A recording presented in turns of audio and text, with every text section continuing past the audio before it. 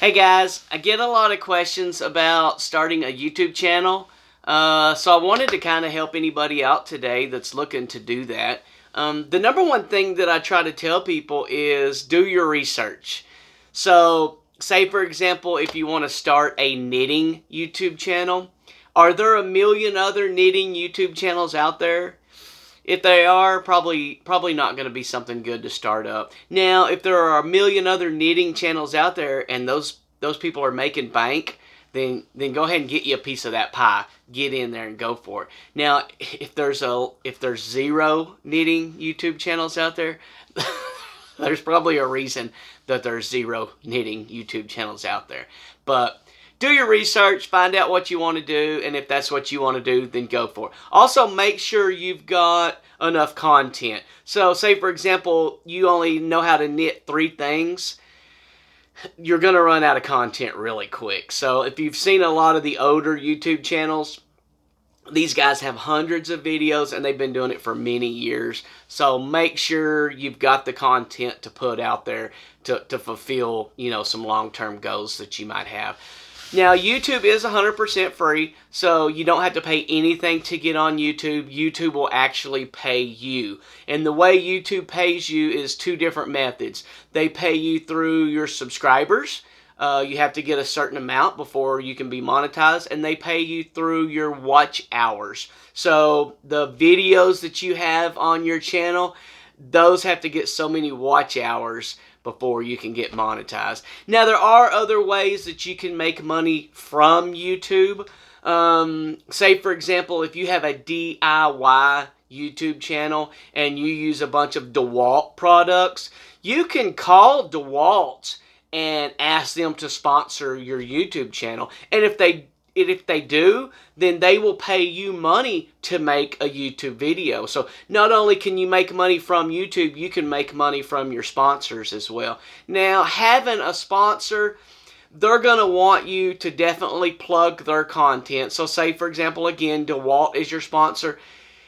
If you use anything other than DeWalt in that video, they're probably not going to be too happy about it.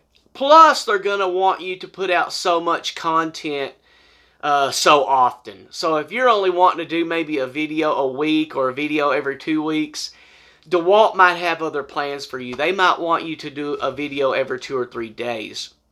So having a sponsor means you're now working for someone else. You're not doing it just because you want to do it.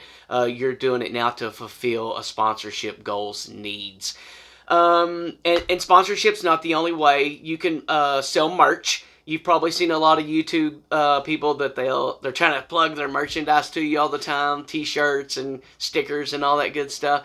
That's not a bad idea. Just know that that's an upfront cost that's going to be directed towards you. So, for example, if they sell you a t-shirt for $30, they might have $15 already tied up in that t-shirt because they've got to buy the shirt, they've got to buy the logo, and then they've got to have somebody put it all together. And the person doing the shirts, they might require you to buy 100 at a time or 200 or 300 at a time. So, like I said, you're going to have an upfront cost that you're going to have to pay ahead of time before you even get your merch going and getting it sold. Another way that you can make money is through Amazon.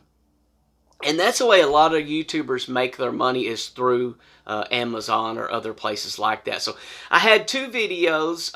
One, I was talking about a neck brace that I wear, and another one was talking about a battery charger that I use. Now, say for example, I would have contacted Amazon and told them that I was going to be, talking about those 2 different products and asked them if I could get money from them for every product that was sold, and they agreed to it. I could have put a link to that neck brace or that battery charger down below.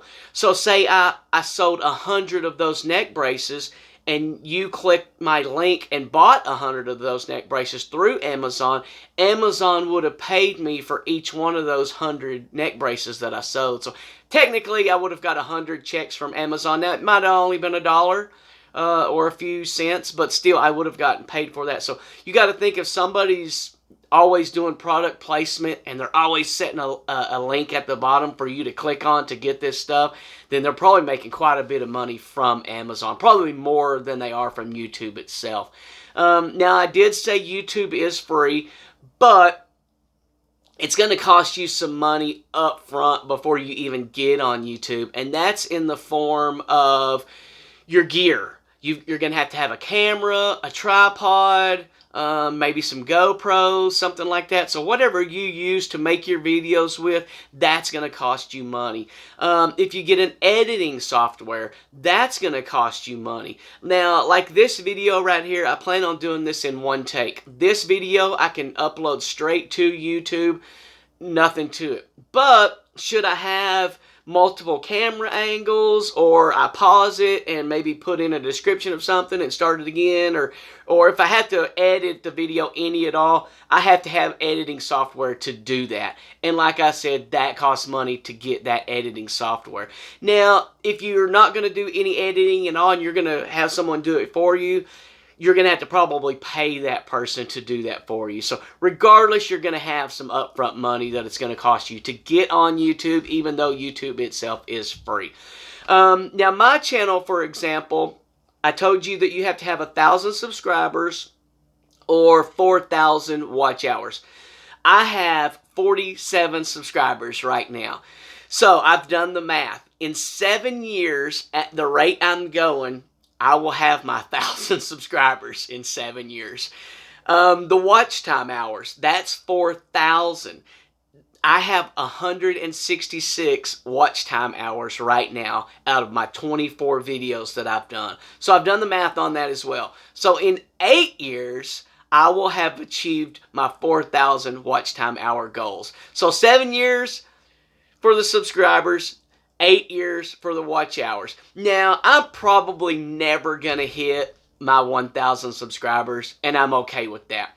What I can hit, though, even though it doesn't seem achievable right now, are my watch hours. Now, all it takes is for one video to blow up and a bunch of people start watching it, and then that's going to get me up to my watch hours really, really fast. So YouTube will monetize you on one or the other. You don't necessarily have to have both. So even though at the rate I'm going now, I'm at an 8-year pace to get to my watch hours, it doesn't necessarily mean that it's going to take me 8 years to get there. I can get there much sooner than that, and hopefully I do.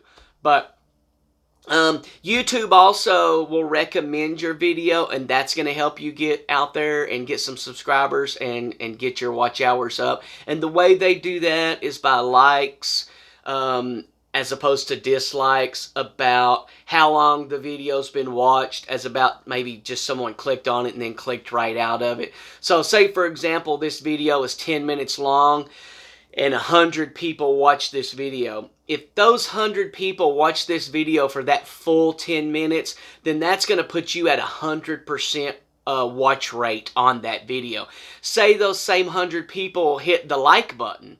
So that's going to give you 100% likes on that video. So YouTube really likes that kind of stuff. They like it when a video is at the 100% range. It's not necessarily a million views, because you can have a million views, but people click on it for a few seconds and they click out of it. YouTube doesn't like that. They like a video that gets all the watch time, all the likes, a bunch of comments, positive comments, good stuff like that. And that's how they recommend videos. So if you've ever scrolled through your content on YouTube and you're wondering, why in the heck did I get recommended this video? It's because of the percentage ratio on that video meets a criteria that YouTube's looking for, and they really like it. So they're going to put that video out there for other people to enjoy as well. So, guys, that's it. I'm really new to the channel. There's a lot I'm still learning, but if this has helped you any at all, then I've done what I've set out to do. If you have any questions that maybe I can help you answer that I didn't talk about today, there are about 1 million different ways to get a hold of me. So be sure and reach out to me, and I'll help you any way I can. And like I said, I'm super new to all this, so I'm still learning. But those are just kind of the things you need to know to get it going. But anyway, guys, I appreciate you watching the video. I'll catch you on the next one. Peace out.